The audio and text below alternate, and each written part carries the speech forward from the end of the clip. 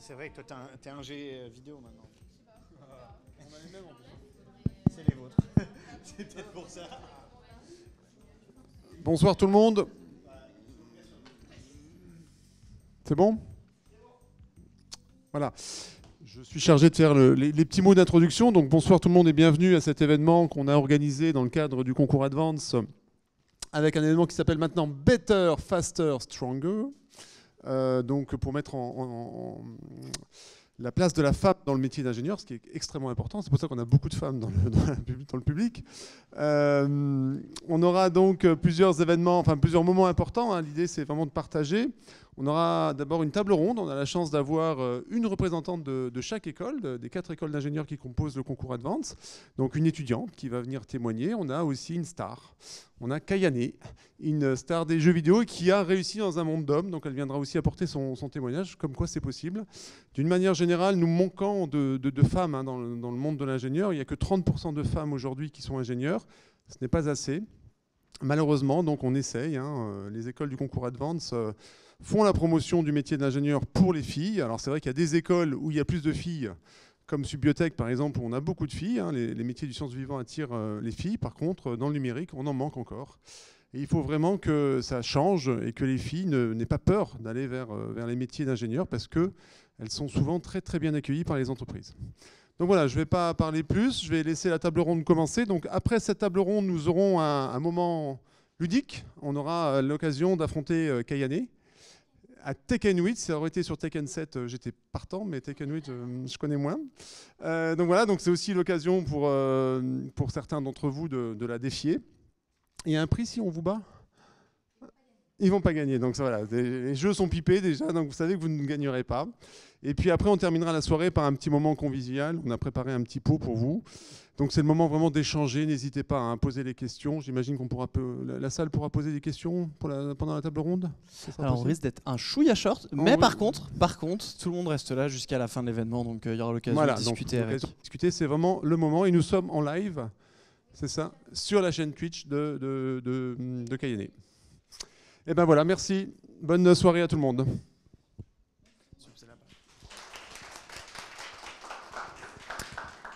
Merci beaucoup. On va pouvoir du coup attaquer directement cette table ronde, tant qu'à faire.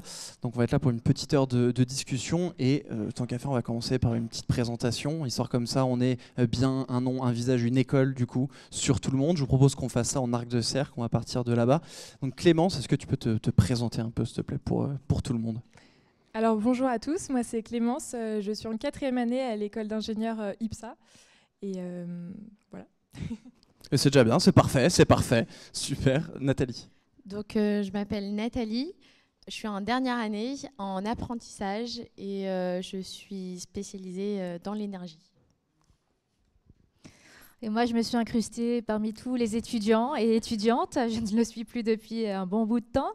Mais moi, c'est Kayane. Je suis joueuse professionnelle de jeux vidéo de combat. Tout ce qui touche Street Fighter, Tekken, par exemple, c'est mon dada. Je suis animatrice sur Game One et j'organise des événements e-sport, jeux de combat. Bonjour à tous. Donc, moi, c'est Kenza. Je suis étudiante en école d'ingénieur à Subbiotech et je suis en 4e année. Bonjour à tous, moi c'est Georgia, je suis étudiante à l'EPITA en dernière année pour devenir ingénieure en informatique. Super, merci. On va justement revenir un peu sur votre parcours du coup, parce que mine de rien, ça peut être un choix qui, pour certains, est considéré atypique, d'autres non. Donc pourquoi justement avoir choisi la tech, pourquoi avoir choisi votre école, pourquoi vous êtes engagé sur ce parcours ? Tiens, Georgia, je te passe. Ok. Du coup, dans ma situation, l'informatique, je ne connaissais pas trop ça quand j'étais petite.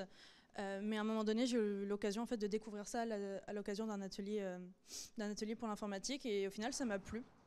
Et ça m'a plu au point où je me suis dit que j'allais faire ça derrière. Donc, Ok. Du coup, donc l'informatique, j'ai découvert que ça m'avait intéressée entre ma seconde et ma première. Donc, en seconde, à la fin, je devais faire un bac ES. Mais je me suis rendu compte que le bac ES n'allait pas forcément me permettre de faire ce que je voulais, donc de l'informatique, sans savoir plus précisément ce que je voulais faire. À la suite de ça, j'ai demandé à changer d'orientation. Je suis rentrée pour préparer un bac STI 2D, un bac techno. Ça m'a plu. Suite à ça, j'ai commencé à me renseigner par rapport aux différentes possibilités, donc faire un BTS, faire une licence, aller en école d'ingé, école d'informatique. Et en fait, en comparant toutes les options, je me suis rendu compte que ce qui moi me convenait le plus, c'était de faire préparer un diplôme d'ingénieur dans l'informatique, et c'est pour ça que je suis rentrée à l'EPITA. Donc moi, je suis issue d'un bac S. À la suite de quoi, j'ai fait une première année une première année commune aux études de santé, donc une PACES. Et donc à la fin de ma PACES, je me suis tournée vers Subbiotech parce que c'est une école qui me permet de rester dans le domaine de la santé, donc le domaine qui m'intéresse, mais qui me permet aussi de travailler sur des matières qu'on n'avait pas forcément en PACES, comme les maths, la physique. Et ce sont des matières que j'aime beaucoup, donc ça m'a permis de rester penchée sur les matières que j'aime tout en continuant dans le secteur qui m'intéresse. Alors moi, pas du tout dans l'informatique. Mais mes frères sont ingénieurs informatiques tous les deux. Et mes parents voulaient que je le devienne forcément. Et moi, j'étais trop nulle en maths, donc ils ont abandonné l'idée.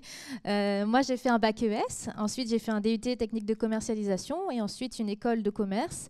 Et à ce moment-là, je ne savais pas trop quoi faire de ma vie. Je me suis dit peut-être que travailler chez un éditeur de jeux vidéo, ce serait quelque chose de cool. À l'époque, les réseaux sociaux, ce n'était pas très fréquent, ce n'était pas très répandu. Facebook, ça date de quand j'étais au lycée. J'ai vécu ça.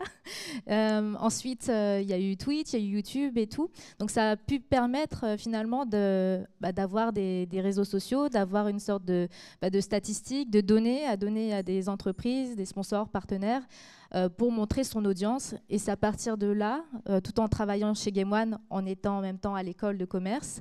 Donc je devais sécher le mercredi pour faire les tournages Game One. L'école n'était pas trop pour, donc j'avais des zéros. C'était super. Donc je rattrapais ensuite. Donc mon rythme étudiant, c'était pas fou, hein. J'étais très fatiguée. Et en même temps, il fallait aussi suivre une voie professionnelle. Donc je faisais vraiment les deux. Et aujourd'hui, je ne le regrette pas du tout. Je suis contente. Et voilà, pour vous dire que à cette époque, à part travailler dans une boîte de jeux vidéo, tout ce qui est métier de l'influence n'était pas du tout fréquent. Vivre du jeu vidéo, à part si tu travailles dans la conception de jeux vidéo, on ne pouvait pas trop l'espérer. Mais les choses ont bien changé. Je fais partie des nouveaux métiers qu'on s'est créés avec l'apparition de tous ces réseaux. Et donc, j'ai créé ma boîte en 2015. Oh, ça date. C'est bon, je ne sais plus si je l'ai dit tout à l'heure, mais je suis étudiante de l'ESME.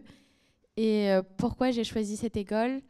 Donc, il y a quelques années, au lycée, j'aimais beaucoup les mathématiques, la physique. Et je me suis dit, école d'ingénieur, je pense que c'est ma voie, c'est quelque chose qui me plaît. Et je ne savais pas encore dans quel domaine exactement de l'ingénierie je voulais faire. Et c'est pourquoi l'ESME, c'était pour moi l'école idéale, parce que je pouvais tester différents parcours, différentes majeures. Et comme je l'ai dit aussi précédemment, c'est l'énergie qui m'a plu, et je vais continuer, je pense, encore et encore. Alors pour ma part, ça a commencé en 3e au collège, quand je me suis inscrite un peu par hasard au brevet d'initiation aéronautique. Et ça m'a beaucoup plu. Donc ensuite, j'ai continué avec un PPL, donc la licence de pilote privé que j'ai eue au lycée. Et donc, pour rester cohérente, voilà, je cherchais une école et je me suis inscrite à l'IPSA, donc, qui est spécialisée dans l'aéronautique. Et donc, voilà, je suis maintenant en 4e année et voilà. Ok, super. Ça, on me dit on a tous une bonne idée. C'est vrai que vous êtes tous en quasiment fin d'études, hein. Bon, sauf toi. Fin d'études. Donc là, vous avez déjà quand même quelques années d'expérience déjà, ne serait-ce que dans le milieu donc étudiant, bien évidemment, de l'entrée à 4 années, voire 5 plus tard. Pour certaines également, des expériences déjà professionnelles. Et du coup, on va rentrer un peu dans le vif du sujet. Est-ce que vous avez rencontré des problématiques ? Qu'est-ce que vous avez pu rencontrer ou vous avez pu observer, voire entendre dans ces milieux de la tech, dans vos écoles, dans le boulot, et que vous souhaitez parler aujourd'hui ? Grosse ambiance, attention. Tout à l'heure, il y avait eu pas mal qu'on discutait, il y a eu beaucoup de choses qui ressortaient, de différentes problématiques que vous avez pu déjà entendre, qui n'étaient pas foncièrement uniquement liées aux études de tech. Vas-y, avec Anne, je te vois, je te commencer sens. pour les mettre à l'aise. Vas-y. Lorsque j'ai commencé les jeux vidéo, j'avais 4 ans, donc vraiment toute petite. J'étais toujours accompagnée de mes grands frères et c'est parce qu'on a 7 ans et 11 ans d'écart qu'eux, ils ont pu travailler l'été, cumuler de l'argent, acheter les consoles et moi, j'en ai profité. Clairement. Ensuite, il y a eu les jeux de combat. Donc, c'est des personnages qui s'affrontent en 1 contre 1. Et j'ai été fascinée par cette ambiance-là. Parce que le fait de contrôler un personnage, d'appuyer sur des boutons, et de voir le personnage réagir, mais avec des coups qui sont magnifiques, c'est vraiment proche des arts martiaux et c'est fantastique pour moi de contrôler ça, beaucoup plus que ce qu'on peut donner à des petites filles de cet âge-là. Bon, moi, je jouais pas aux poupées. Que j'avais des figurines de Saint Seiya, les chevaliers du Zodiaque, et je les faisais se battre entre eux. Donc j'avais déjà la bagarre en moi. Et quand j'ai joué, ça a commencé avec mes grands frères. Et comme j'ai baigné dans ce milieu avec mes frères, en fait, je ne me suis pas rendu compte que j'étais la seule fille. Et c'est en événement, à mon premier tournoi, lorsque j'ai commencé, mon premier tournoi à 9 ans, qu'on m'a fait remarquer que j'étais la seule fille. Et même on me posait des questions, mais qu'est-ce qu'elle fout là, celle-là? C'est une gamine, elle n'a pas sa place. Faut vous dire que c'était il y a plus de 20 ans. Et c'est début des années 2000. C'était les débuts des tournois de jeux vidéo, de jeux de combat. Et il y avait vraiment beaucoup de gars. Je pense que j'étais la seule fille, mais aussi la seule enfant. Donc je prenais 2 fois plus de critiques, où on me faisait bien sentir que j'étais pas à ma place. Donc quand j'ai vu la réaction des gens, je me suis dit que... je vais les poutrer. Je vais prouver par les résultats, non pas en parlant, mais par les résultats, surtout que j'ai bien ma place dans ce milieu-là. J'aime autant les jeux vidéo qu'eux. C'est pas parce que je suis une fille que je suis moins forte. Et avant de faire ce tournoi-là, j'avais déjà affronté des copains de mes frères qui avaient 20 ans et j'arrivais déjà à les battre. Et eux-mêmes, du coup, ils se disaient « Attends, c'est fou, on voit pas de filles jouer, on voit pas d'enfants jouer, t'es les deux, t'arrives à gagner. » Donc qu'est-ce que tu peux arriver à faire en tournoi contre d'autres joueurs. Et c'est ce qui m'a donné envie, dans un premier temps, de faire les tournois. Au départ, c'était pour jouer, tout simplement, rencontrer des gens aussi passionnés que moi. J'ai vu qu'il y avait beaucoup de joueurs qui me critiquaient pour ça. Et je me suis dit qu'il y avait un rôle à jouer dans ce monde. Et aujourd'hui, c'est plus du tout une question qu'on me pose, ou même de critiques qu'on me fait. On me dit pas que j'ai pas ma place. Au contraire, je me suis complètement fondue dans la masse quand je vais à un événement de jeux vidéo ou de jeux de combat. On me rappelle pas que je suis une femme.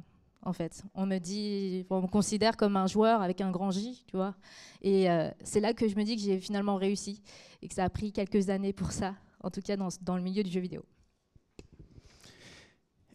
Et du coup, justement, en follow-up donc de cette question un peu plus générale, est-ce que justement, là, tu as montré que ça peut avoir des débuts peut-être un peu difficiles, mais qu'au final, tu as réussi à te prouver en tant que joueuse, joueur dans la compétition. Maintenant, pareil, en tant que développeur étudiante dans la tech, juste milieu professionnel et milieu étudiant, hein, on mixe un peu les deux par rapport à vos expériences.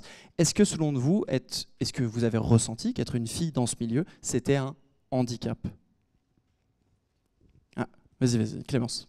Non, pour ma part, pas du tout. Hein. Au contraire, j'ai eu aucune expérience négative. À l'IPSA, on est entouré de beaucoup de garçons. Mais j'ai vraiment eu que des expériences avec de la bienveillance et j'ai un super groupe de copains et les camarades de classe dans la classe. Je me suis jamais pris des réflexions négatives et même les réflexions, je pense qu'il faut savoir aussi les interpréter de la bonne manière. Par exemple, quand j'étais dans le milieu de l'aéronautique, donc à l'aérodrome, oui, il y a des personnes qui disent « Oh, c'est rare d'avoir une fille parmi nous », mais c'est pas quelque chose que je prends de négatif. C'est un fait et c'est bien. Et puis voilà, mais oui, il y a quelques réflexions, mais pour moi, c'est pas négatif et il n'y a que de la bienveillance.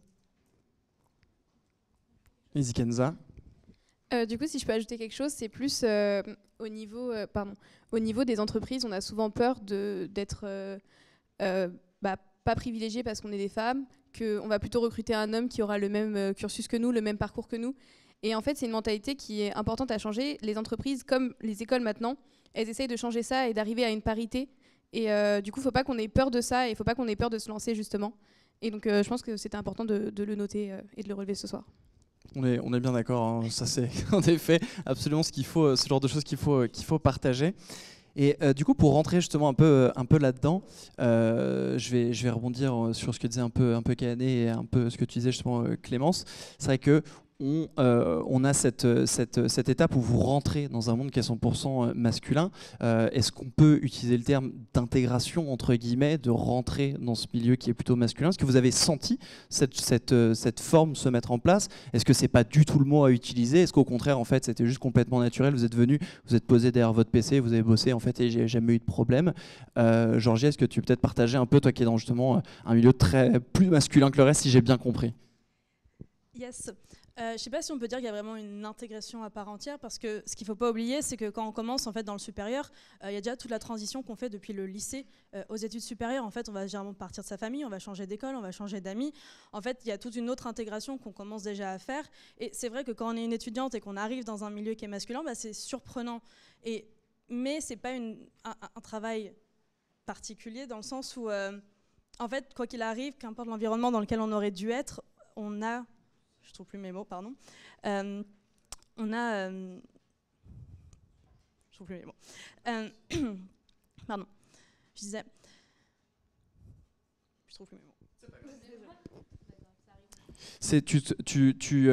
Pour essayer de t'assister un peu, tiens, si on peut lui passer le micro peut-être, comme ça on essaie d'avancer. C'était du coup l'idée quand tu arrives là-dedans. Tu as peut-être un état un peu où c'est difficile de trouver ta place, mais qu'au final, elle se fait naturellement par les compétences, plus que par les personnes. Est-ce que c'est dans cette idée-ci que tu essayais d'aller? Pas du tout. Ce que j'essayais de dire, c'est qu'en fait, dans tous les cas, l'entrée dans le supérieur, elle peut être compliquée. Et en fait, le fait d'être une femme n'est pas du tout bloquant. En fait, on va réussir à trouver des points d'accroche avec d'autres personnes, quoi qu'il arrive. C'est certes un peu plus compliqué quand on est la seule étudiante, parce que peut-être que jusqu'à présent, les points qu'on avait avec les étudiants, enfin, du moins ses amies filles, sont peut-être des conversations qui sont différentes que celles qu'on va avoir avec des garçons, surtout sur la période lycée supérieur. Mais au final, tous les garçons ne parlent pas de la même chose, comme toutes les filles ne parlent pas de la même chose.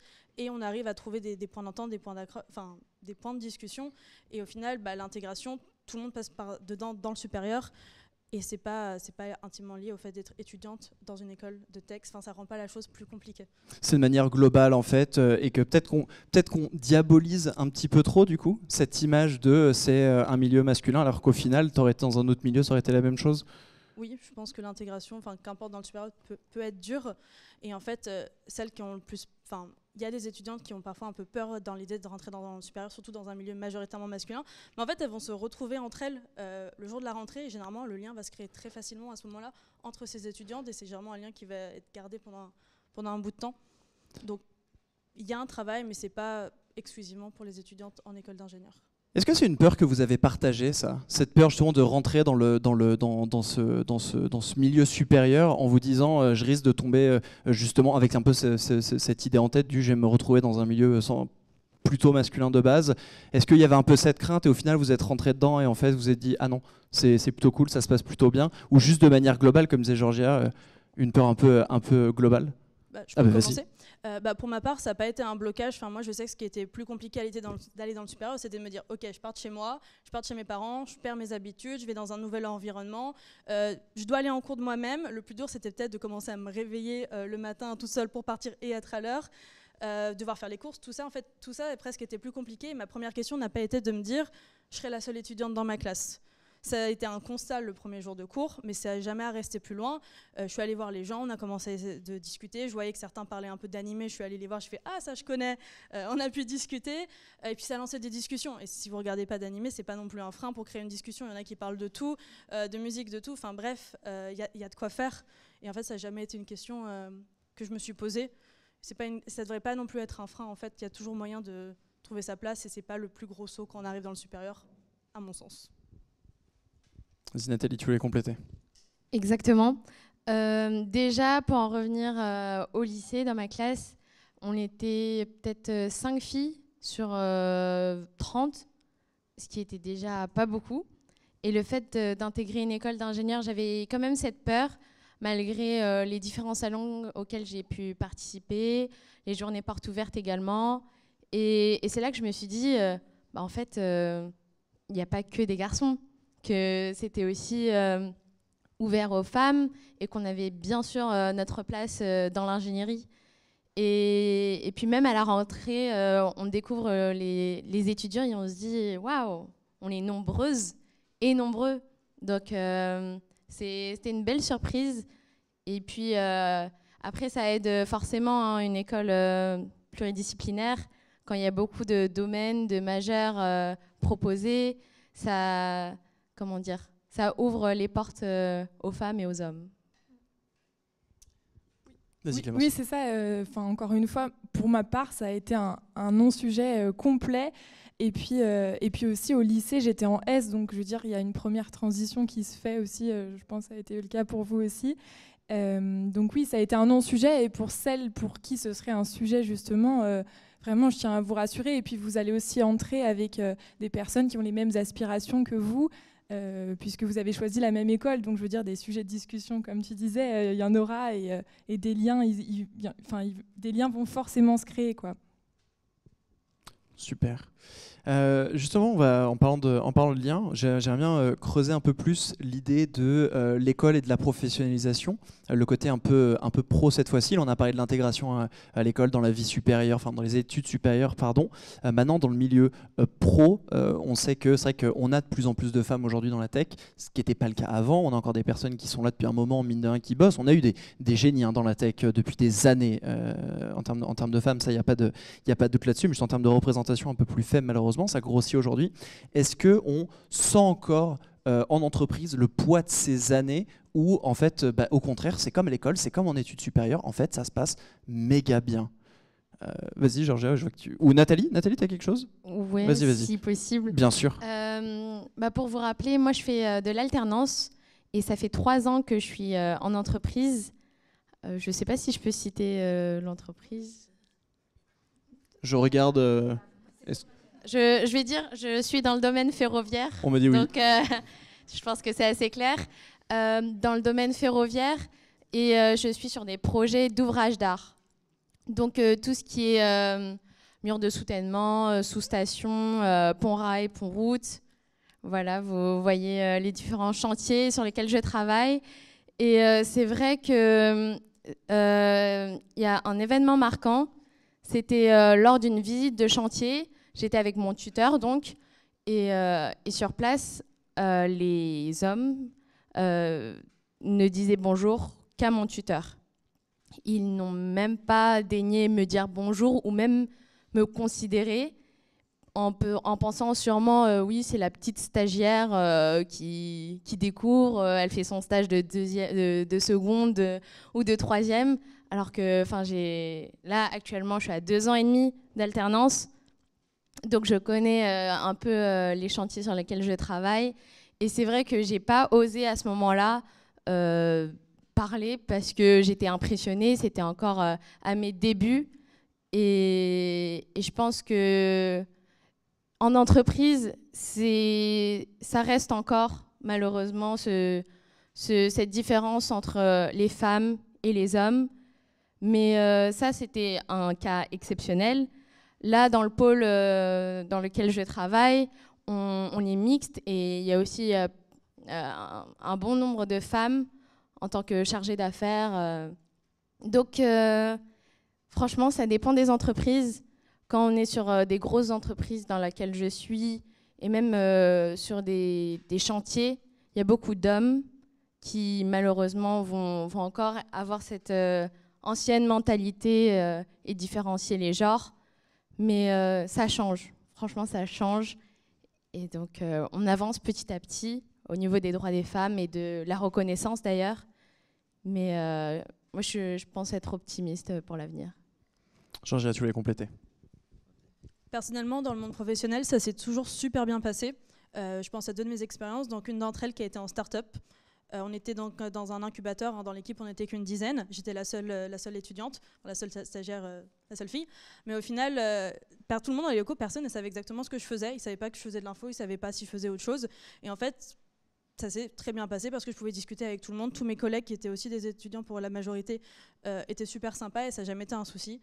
Pareil dans la boîte où je suis actuellement pour mon stage de fin d'études, tout se passe super bien, en fait on est même une grande quantité de femmes et j'ai trouvé ça assez surprenant et c'est très chouette. Tous les hommes sont super accueillants, super bienveillants, super souriants.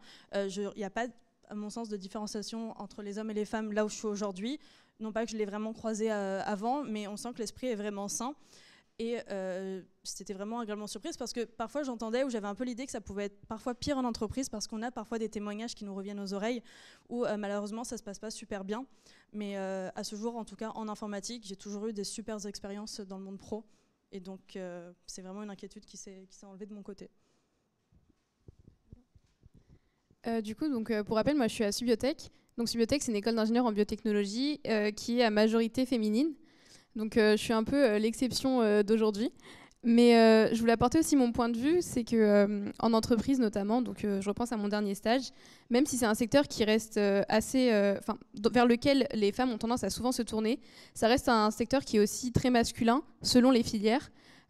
Typiquement, mon stage, j'ai dû le faire en qualité dans une entreprise pharmaceutique. Et tout ce qui était côté production, c'était majoritairement des hommes. Et du coup, ça peut un peu faire peur au début parce que du coup, la qualité va souvent aller critiquer la production, aller leur dire ce que vous faites, c'est pas bien. Et en fait, il faut réussir à se mettre à la place en fait, juste d'un employé et de se dire ok, c'est pas parce que c'est des hommes qui sont plus âgés que moi que je vais pas aller leur dire qu'ils font mal leur travail. Enfin, avec les mots, bien sûr. Mais voilà. Et donc, il ne faut pas avoir peur, je pense. Il faut juste se lancer et pas hésiter. Marie, tu veux le compléter? Alors oui, je vais apporter, je pense, une petite anecdote parce que depuis que j'ai créé mon entreprise en 2015, je suis amenée à travailler à mon compte et j'organise des événements, je gère mes partenariats, mes sponsors. Et du coup, il y a aussi ce procédé où je vais aller aussi démarcher des marques pour travailler et trouver éventuellement de nouveaux partenaires, sponsors qui vont m'accompagner à l'année. Et souvent, ça pousse à des discussions et des rendez-vous où je ne m'attendais pas forcément à ce type de rendez-vous-là. Et c'est là que je me dis à chaque fois, je ne vais jamais être ambiguë. Mais vraiment, tu vois, toi, en plus, tu me connais depuis longtemps, tu le sais. Mais à chaque fois, en fait, je travaille avec et des hommes et des femmes. Et il y a toujours le même profil qui me bloque. C'est toujours souvent des hommes plus âgés qui vont être contents de discuter avec une femme qui n'est pas dans leur boîte et où ils vont déjeuner avec moi ou dire ah, je peux t'apporter ci, je peux t'apporter ça, je peux t'apporter des dizaines de milliers d'euros, mais il faut qu'on se voit et qu'on travaille ensemble. Et là, je dis bah, attendez, il faut passer par mon agent. Et à partir du moment où tu parles de quelqu'un d'autre qui se greffe en fait à la discussion, alors là, c'est le silence radio. C'est silence radio, il n'y a plus de mouvement, il n'y a plus de réponse, il n'y a plus rien. Et après, c'est vraiment que des procédés où ils vont dire mais j'ai pas reçu ton mail où tu m'avais envoyé ton devis. Je dis bah si, je te l'ai envoyé le devis, mais t'as jamais répondu. Et ils font ah non, je l'ai pas reçu. Donc tu le renvoies et ensuite ah bah silence à nouveau. Et tu relances, tu te dis bon on va pas, c'est peut-être moi qui est mal pensé, c'est peut-être moi qui imagine des choses, mais en fait non. À chaque fois, c'était comme ça. Et j'en ai eu plusieurs des profils comme ça. Et parfois, c'est des grands patrons dans des grosses entreprises. Et je me dis, c'est fou. Et je n'ai pas vraiment l'opportunité d'en parler avec beaucoup de femmes qui travaillent dans ce milieu-là. Mais je me rends compte, en fait, et ce n'est pas des boîtes de jeux vidéo particulièrement, c'est des boîtes qui veulent se lancer dans le jeu vidéo, ils ne savent pas trop comment faire. Et du coup, on réfléchit à des choses, à des solutions qui pourraient faire qu'en interne, même, ils peuvent inclure davantage de jeux vidéo. Mais on se rend compte que en fait, ce n'est pas pour le jeu vidéo qui me parle. Et moi, je perds mon temps.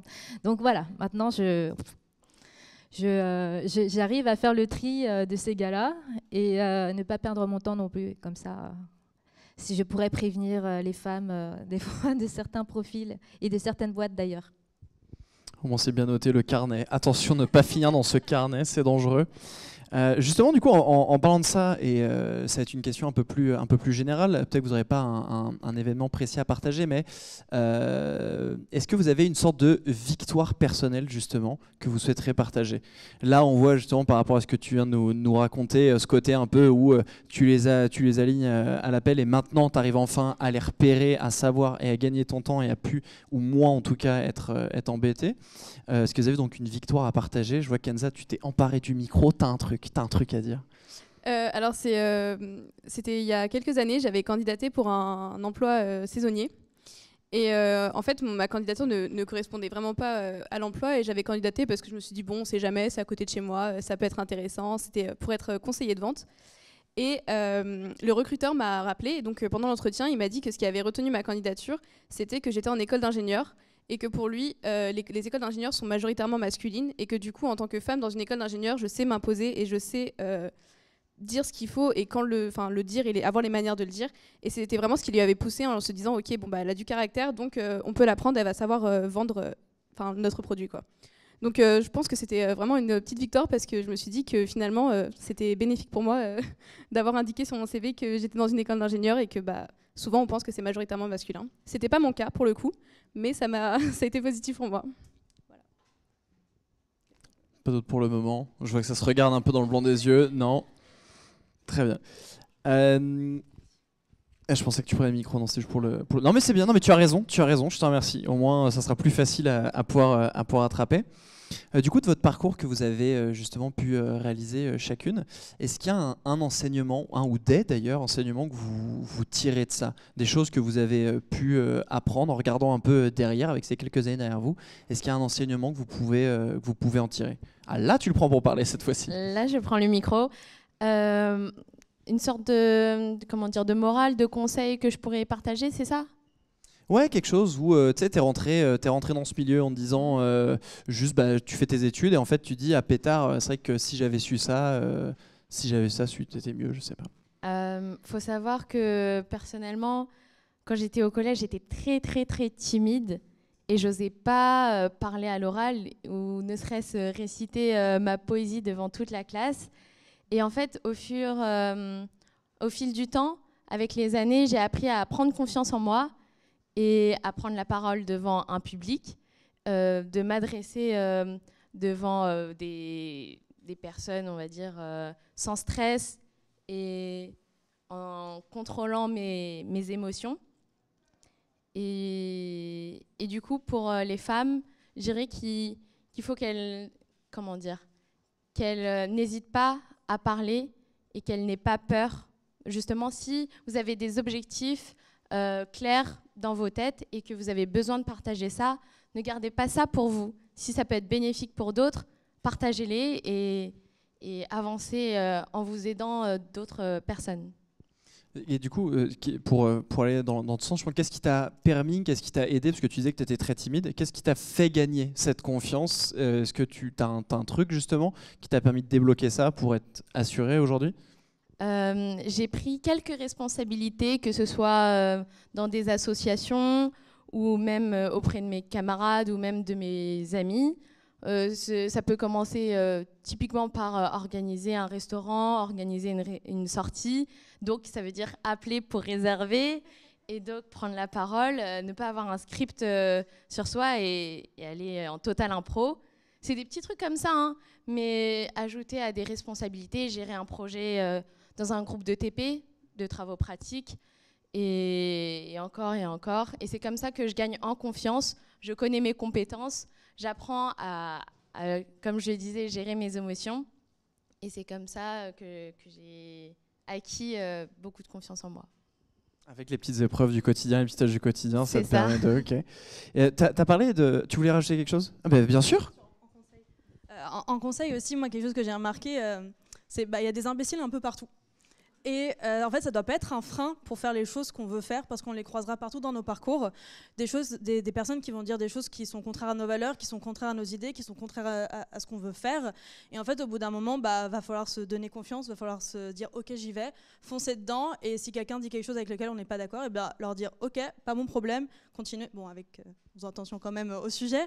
Mais en fait, des personnes qui vont essayer de nous bloquer la route ou qui vont dire des choses avec lesquelles on n'est pas d'accord, malheureusement, ça existe dans tous les domaines. C'est pas quelque chose qui est propre à la tech, c'est pas quelque chose qui est propre au métier d'ingénieur. Malheureusement, il y en a.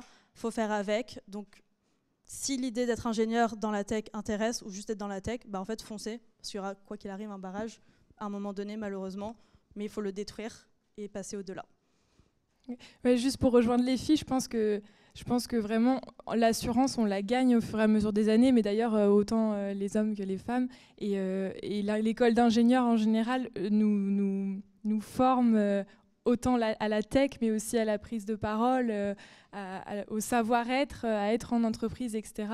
Et je pense qu'on peut tout dire qu'on a beaucoup gagné en assurance ces dernières années et que donc si vous êtes des jeunes femmes toutes fébriles, ça va bien se passer et voilà, vous allez sortir en forte ingénieure. Et si je peux rajouter un truc, c'est qu'on a beaucoup parlé du gain de confiance en soi qu'on a eu, etc. Mais je pense que ce qui nous a aussi beaucoup aidé, c'est qu'on a eu des peurs avant. Et ces peurs, on a réussi à les vaincre. Et je pense que c'est hyper important de voir ça comme ça. Parce que je peux penser à des étudiantes qui appréhendent de rentrer dans des écoles d'ingénieurs avec majoritairement des hommes. Et en fait, l'appréhension, c'est un sentiment qui va passer avec le temps. Il ne faut juste pas le laisser prendre la possession de nous, prendre le dessus. Et juste oublier et foncer. Et après, au final, il n'y a que du positif en général qui en ressort. Pour rebondir avec tout ce que vous avez dit, moi je suis toujours dans un milieu encore très masculin, qui est le jeu vidéo et l'e-sport, mais ça tend à changer. Et il y a beaucoup de femmes qui viennent me voir, souvent en privé, pour me dire que vraiment elles ressentent le syndrome de l'imposteur. Quand elles ont une place, elles ont l'impression d'avoir pris la place de quelqu'un d'autre. Et en fait, non. Vous avez complètement votre place.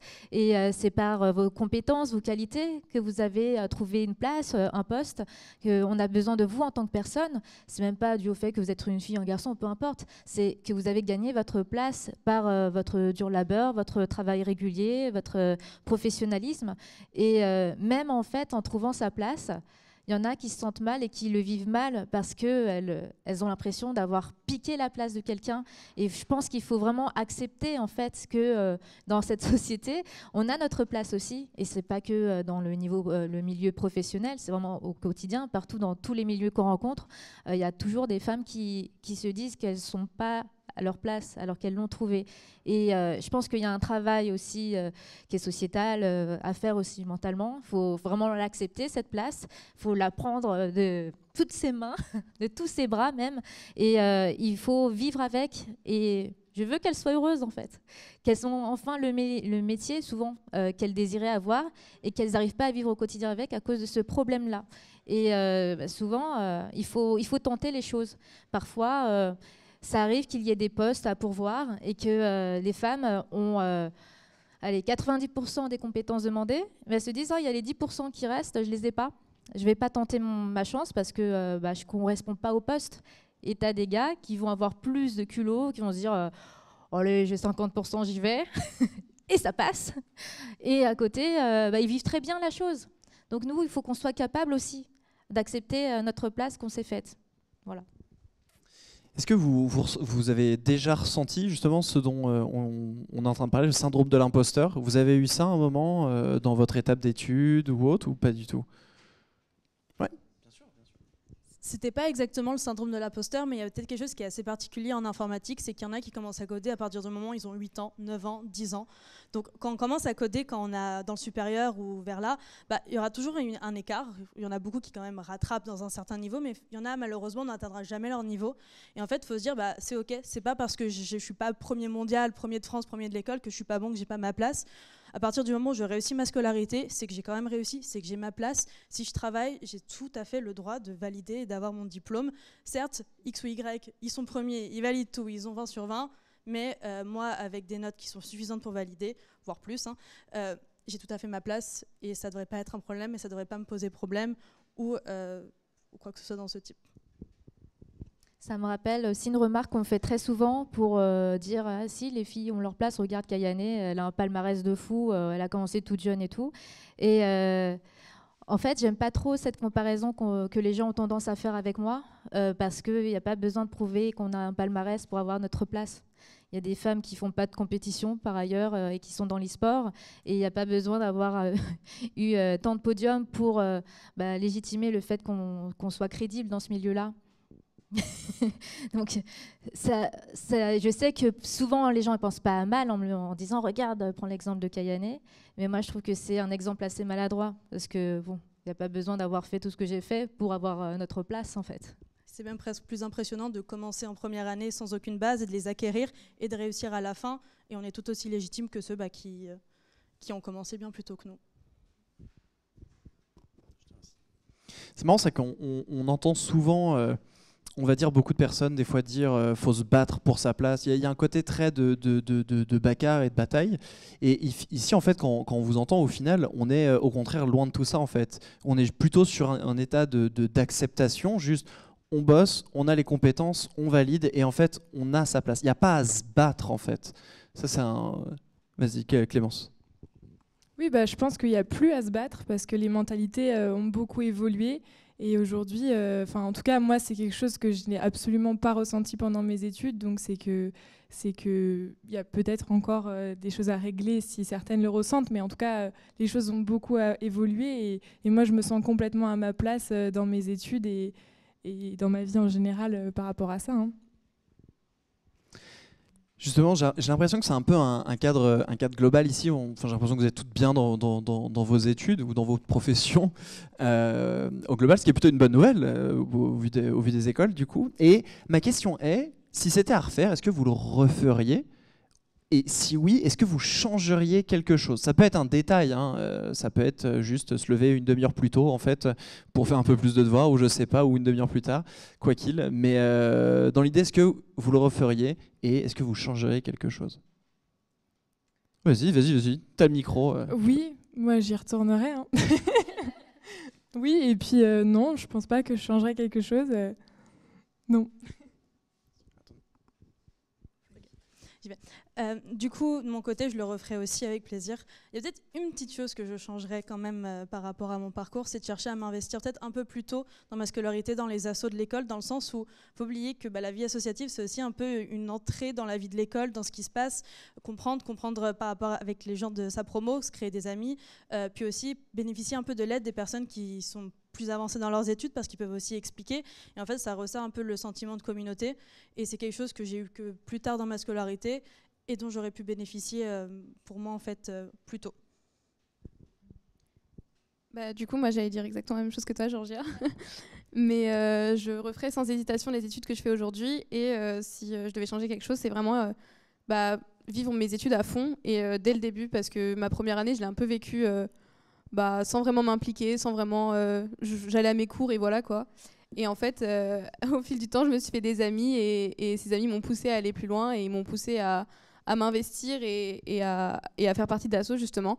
Et ça m'a beaucoup aidé, notamment pour parler avec les gens et avoir plus confiance en moi. Typiquement, parler aujourd'hui devant vous, je ne l'aurais jamais fait il y a 3 ans, je pense. Donc c'est aussi à nous des fois saisir les opportunités qu'on nous propose et d'aller de l'avant et d'être la meilleure personne qu'on puisse être, quoi. Moi, du coup, contrairement à Kenza et Georgia, j'ai été très vite intégrée dans les associations, notamment la Dream Team. La Dream Team à l'ESME, c'est l'équipe, l'association qui s'occupe des salons, des journées portes ouvertes. Et c'est aussi ça qui m'a permis d'aller vers les autres, de parler de mon école, de parler de mon expérience.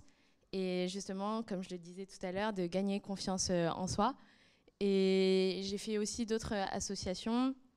Et si c'était à refaire, je ferais la même chose, que ce soit dans les activités extrascolaires comme professionnelles. Le fait d'avoir fait une alternance, ça m'a beaucoup appris. Ça m'a permis d'avoir déjà un pied dans le monde du travail, alors que d'autres font la formation initiale. Moi, en plus de mes études, je travaille en entreprise. Donc j'ai déjà cette vision, je sais déjà comment ça se passe et c'est un gain de temps finalement d'avoir, on va dire, ces 2 formations en parallèle.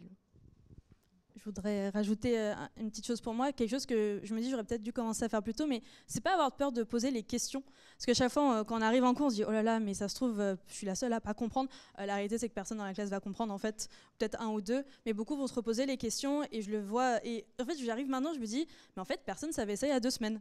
Et quand je le pose à mon ami, il fait je sais pas non plus. Je fais en fait, frérot, on aurait pu la poser la question, on aurait eu la réponse.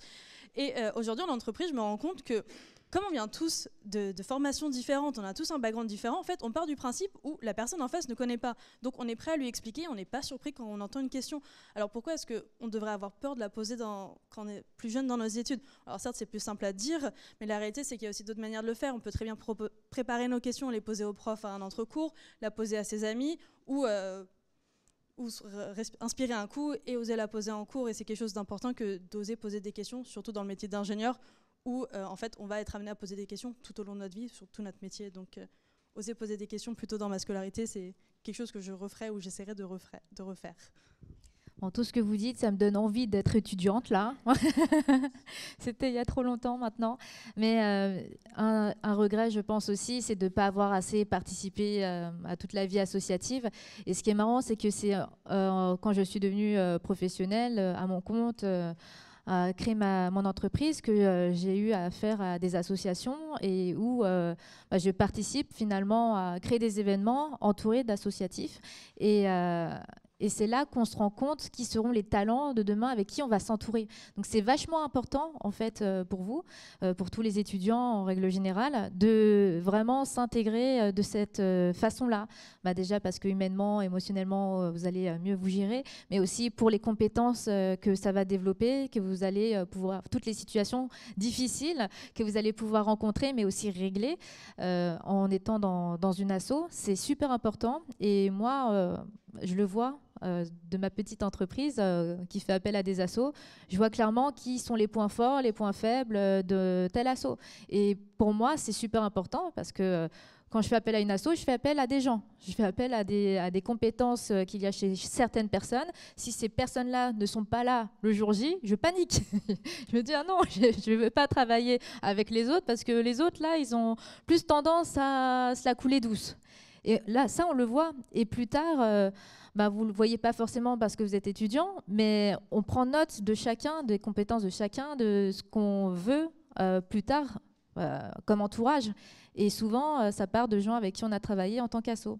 Et j'ai plusieurs personnes avec qui j'ai travaillé qui maintenant ont des postes dans des véritables entreprises de jeux vidéo ou dans d'événements e-sport parce qu'en fait, ils ont commencé en tant qu'asso. Donc c'est souvent bénévole, ils n'y gagnent pas grand-chose. La trésorerie qu'ils ont, c'est pour investir dans du matériel. Donc ce n'est pas personnellement bénéfique financièrement pour eux. Mais derrière, ça peut toujours déboucher sur un véritable poste. Parce que vous êtes donné à un moment donné où financièrement, vous n'avez rien. Et pourtant, vous vous donnez à fond corps et âme. Et nous, on aime ces profils-là. Et maintenant, la plupart des gens avec qui j'ai travaillé en asso, ils m'entourent professionnellement. C'est devenu des auto-entrepreneurs où ils ont leur propre entreprise unipersonnelle. Et voilà, tout se passe bien. Mais ne négligez pas cet aspect-là parce que franchement, surtout moi je parle dans le milieu jeux vidéo e-sport, où parfois la barrière asso-entreprise, elle est fine finalement. Les deux se rejoignent et on prend note de tout et tout le monde se parle. Si vous flemmardez, on le sait. Ça parle beaucoup. C'est vrai que c'est assez intéressant. On parlait beaucoup d'assos dans l'école, mais c'est vrai que est-ce que c'est selon vous est-ce qu'on a besoin foncièrement, si on veut justement apprendre beaucoup de choses via les associations, de rejoindre une association qui est du cercle scolaire ou en tout cas qui a un lien avec ce qu'on veut faire avec la tech, ou ça peut être n'importe quel type d'association au final juste pour apprendre des compétences? Clémence? Oui, je pense que c'est essentiel de rejoindre des assos parce qu'on va vraiment gagner des compétences qu'on ne gagne pas en regardant un cours magistral dans un amphi. Par contre, pour ce qui est de est-ce que ça doit être des associations dans le thème de la tech, pas du tout. Moi, par exemple, j'étais vice-présidente d'une association de plongée. Et puis là, je suis en train de faire une start-up pour des résidents en EHPAD, donc ça n'a rien à voir. Mais c'est des compétences... Enfin, tout ce que je vais apprendre dans mon école d'ingénieur, je vais le mettre au service des projets dans lesquels je me lance. Et puis voilà, oui, c'est des compétences qu'on remet de partout et vice-versa, quoi. Je mets des compétences de mon école d'ingénieur dans mes projets et des compétences de mes projets dans mon école d'ingénieur. Et je pense que c'est comme ça qu'on arrive à se former professionnellement pour la sortie de l'école. Je suis totalement d'accord avec ce que tu viens de dire, Clémence. Moi, je dirais aussi que du coup, s'intégrer dans les associations de l'école, c'est aussi mieux s'intégrer dans la vie de l'école et se trouver une place aussi plus facilement. Donc, les deux se font très bien. On peut aussi faire les deux. Attention quand même à bien travailler pour quand même avoir le diplôme. Mais la vie associative, qu'elle soit en dehors ou au sein de l'école, je trouve que c'est quelque chose de très important. Et comme tu dis, c'est toute une panoplie de connaissances qu'on emporte avec nous et qui sont reconnues aussi dans le monde de l'entreprise. Donc un beau plus. C'est bon, je ne pensais pas qu'on allait parler associatif en venant ici, mais je suis très content, sachez-le, parce que c'est vrai que c'est très très très important. Du coup, on va faire une petite dernière question. On va revenir sur chacune d'entre vous, sortir un peu de ce carcan et du sujet en fait qu'on aborde ici. Juste savoir en fait, c'est quoi votre objectif? Est-ce que vous avez un rêve, un but en accomplissant justement vos études? Est-ce que vous avez une idée en tête? Vous savez où vous voulez aller, ou juste, comme ce que nous disait Nathalie tout à l'heure, qui était j'étais bonne en maths, en physique, en fait ingénieur ça me plaît, je fonce dedans et au final on avance? Ou est-ce que maintenant vous avez justement un objectif bien défini, vous savez où vous allez? Et enfin, si vous avez également un dernier mot, un conseil, on en a eu beaucoup, mais on ne sait jamais, quelque chose est peut-être revenu, un dernier mot également pour les personnes qui sont présentes. Du coup, moi, je ne sais pas trop ce que je veux faire plus tard. Toujours, alors je suis en stage de fin d'études dans le sens où je savais que l'informatique, ça me plaisait, mais c'était pas plus que ça. Aujourd'hui, l'informatique, j'apprécie toujours. L'informatique, c'est vaste, en fait. C'est comme dire, je veux travailler dans la santé. Ok, mais quoi? Enfin, il y a 1000 spécialités possibles. Et en fait, je pensais que je voulais dans le développement. Ça m'intéresse toujours, mais peut-être pas autant que je le souhaitais. Maintenant, je vais plutôt étudier quelque chose d'un peu plus large. Enfin, les systèmes d'information dans leur globalité, j'apprécie aussi. Maintenant, je vois qu'il y a toute la possibilité d'aller faire du conseil, qui est intéressante. Et encore, le conseil, vous avez du plutôt haut niveau et vous avez de l'opérationnel avec de l'implémentation, tout ça. J'aime bien les deux. Mais aujourd'hui, je fais de la R&D. Donc, j'ai un peu touché à tout et je sais toujours pas ce que je veux faire demain. Aujourd'hui, je sais que ce que je fais, ça me plaît. Je veux continuer là-dedans. Je veux terminer mon stage. Et en fait, chaque étape, je vais les franchir quand le moment sera venu. En fait, quelque part, avoir une ligne directrice, c'est intéressant. Avoir quelques postes ou quelques endroits quelques postes qui nous intéressent, c'est bien, mais en fait on peut aussi les prendre dans le fil de l'eau, au fur et à mesure, et ça se fait. Moi je sais que là je me plais dans mon entreprise, je me plais dans mon sujet de R&D, je vais continuer là-dessus et puis je vais voir où ça me mène, et je pense que c'est aussi une option que juste de voir où est-ce que nos décisions nous emmènent quand elles arrivent.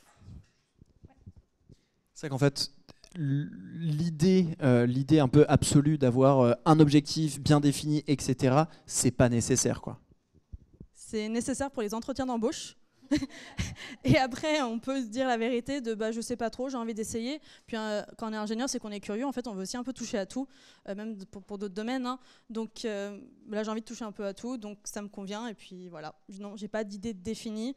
Comme je disais, j'ai des postes qui m'intéressent, mais ça se trouve, ça va changer. Ça peut dépendre de l'équipe, ça peut dépendre du sujet, ça peut dépendre de la mission. Donc aujourd'hui, je me contente de ce que j'ai pour l'instant. Et puis peut-être ça se clarifiera avec la fin des études et ce qui viendra derrière. Donc pour ma part, j'ai pas d'idée précise pour plus tard.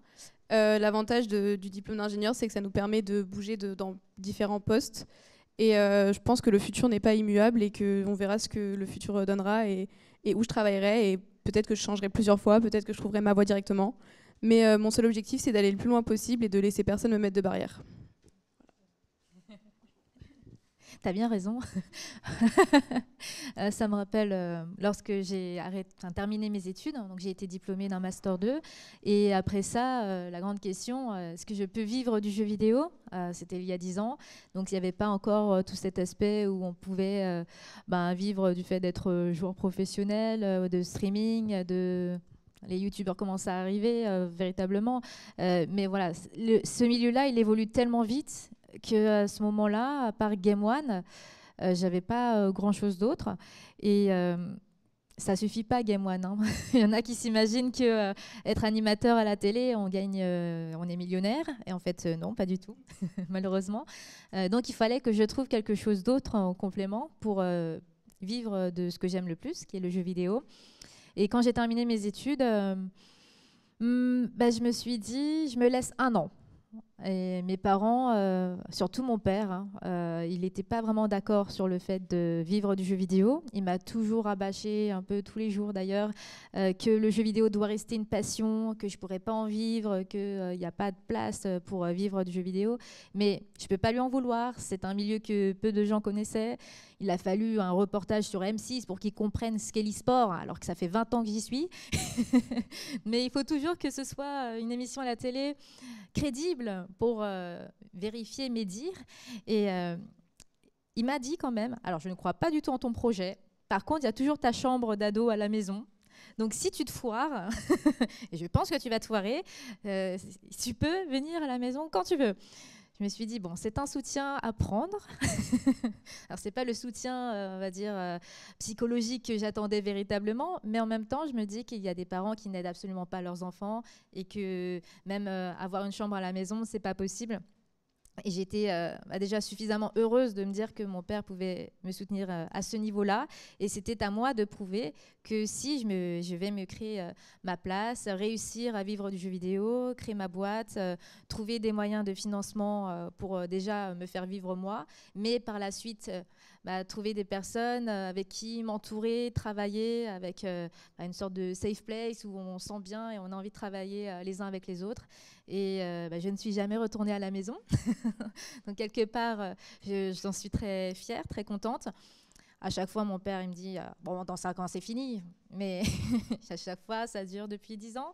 Donc je ne suis toujours pas rentrée. Tout va bien. Et le milieu, il continue de vachement évoluer. Et le plus dur, c'est de s'adapter.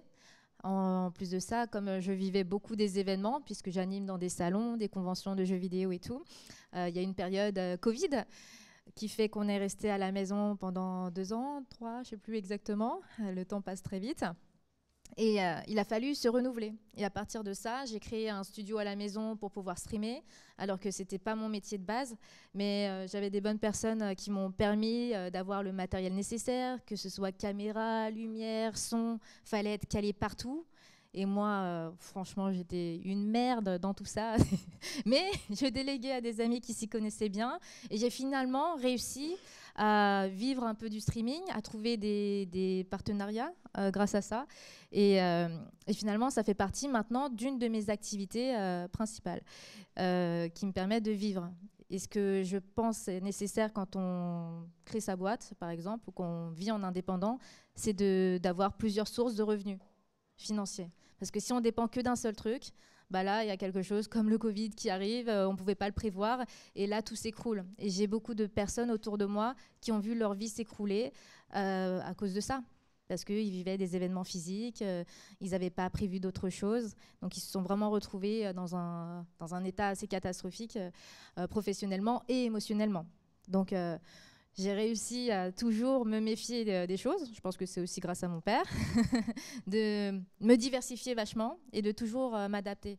Et quand on veut vivre du jeu vidéo et du streaming, de l'e-sport aujourd'hui, c'est vraiment important d'être un peu touche à tout.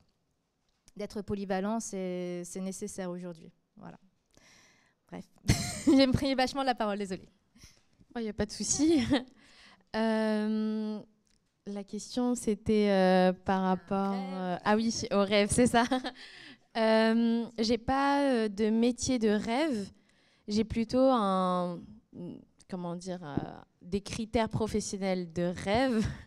C'est surtout bien m'entendre avec mes collègues et être flexible au travail et que ce soit pas trop loin. Si c'est pour passer 2 heures, aller 2 heures, retour dans les transports, je pourrais pas tenir sur du long terme. Donc c'est plutôt des critères. Avec l'alternance, j'ai compris que c'était pas un métier de rêve que je cherchais, mais un environnement de travail qui me correspondait et qui me plaît finalement. Et un dernier mot pour les femmes, c'est oser, n'ayez pas peur. Oui, par rapport à mon objectif, pareil, quand on rentre dans une école, on se dit « Ah, ça y est, il sait ce qu'il veut faire, etc. » Quand on en sort, on ne sait toujours pas. mais c'est pas grave. Enfin, je veux dire, oui, on va aller là où le vent nous mène. On a un stage qui va nous mener sur un premier emploi, etc. etc. Et de toute façon, il n'y a pas une seule voie. Enfin, moi, je pense que je serai de ceux qui feront plusieurs emplois dans leur même vie. Donc il n'y a pas de chemin parfait. Et puis... et j'irai là où mes aspirations me guident à ce moment-là. Là, pour l'instant, je suis dans l'entrepreneuriat et peut-être que plus tard, ce sera autre chose et c'est très bien comme ça. Donc voilà, je la rejoins, oser. Super, je vous remercie. C'est super rassurant de se dire qu'au final, on a beau pas forcément avoir un objectif précis en tête, c'est pas très grave. On a quelques points clés précis, et après ça va permettre du coup de pouvoir naviguer et d'avancer. C'était super cool. Merci à vous 5. De toute façon, vous restez dans le coin, vous restez là. Si jamais vous voulez vraiment leur poser des questions après, vous aurez l'occasion de pouvoir les croiser après. Là, on va naviguer, parce que je vois qu'il y a des mains qui commencent à se lever, là on va naviguer du coup vers la partie jeu et KNE sur Tekken 8, mais du coup les 5 intervenantes restent là jusqu'à la fin, à 19h, à l'étage avec vous tous, et vous pourrez du coup discuter avec elles. Merci beaucoup Clémence, Nathalie, Kayane, Kenza, Georgia, je pense qu'on peut les applaudir mine de rien.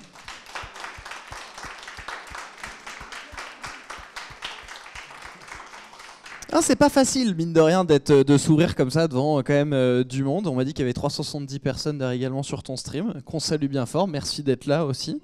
Donc ça fait du beau monde. Je vous remercie. Je vous invite à sortir du coup maintenant de la scène.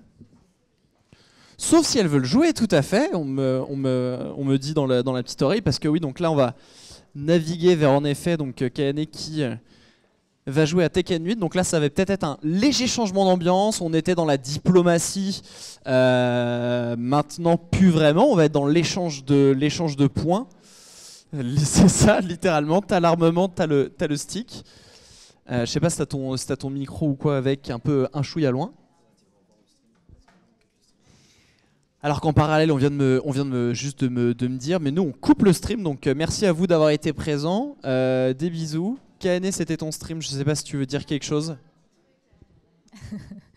Oui, merci beaucoup à tous ceux qui étaient présents en stream. C'est, je crois, la première fois qu'on stream carrément une conférence. Donc, merci à l'ESME pour avoir organisé ça. Merci à toutes les filles qui ont pu témoigner, à tous les viewers aussi, viewers qui se posent des questions sur leur avenir, que ce soit en études ou professionnel. Il faut vivre sans regret. Et toute ma vie, ça a été ça. Il faut se lancer et il ne faut pas se laisser dicter par ce que disent les autres. Et n'hésitez pas, si vous avez envie d'être ingénieur, par exemple, il ne faut pas se dire que c'est un milieu entièrement masculin et que je n'ai pas ma place. Au contraire, on n'arrête pas de le dire. On a besoin de femmes dans ce milieu-là aussi. Et vous avez complètement leur place. Et grâce aux témoignages qui sont très enrichissants, j'ai appris beaucoup de choses. Et c'est vraiment très rassurant de voir que finalement, c'est un milieu où on peut vivre, on peut travailler et avec un environnement qui est sain. Et je m'attendais à avoir beaucoup d'anecdotes où finalement tu vas avoir des filles qui vont être exclues, etc. Et bien au contraire, les choses ont bien évolué. Donc voilà, n'hésitez surtout pas à vous lancer si vous avez envie de faire ça plus tard. Et nous, on doit quitter le stream parce que on est dans une école, faut pas oublier. Et, les images, les droits à l'image, on les a pas forcément pour humilier des gens à Tekken 8. Donc je vais vous laisser et je vous dis à bientôt. Ciao, ciao.